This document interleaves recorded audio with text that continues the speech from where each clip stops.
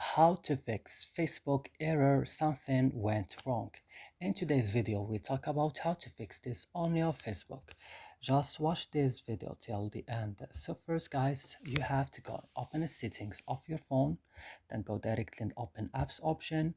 Here on apps option search for Facebook, open then Facebook like this and scroll down, click now on storage. On storage, click on the last button, clear data, click OK, and then you have to back and click on force stop, click OK again, and now you have to go and restart your phone. After this, your problem will be solved. So I hope this video is helpful for you. Don't forget to like, subscribe in our channel. See you in other videos.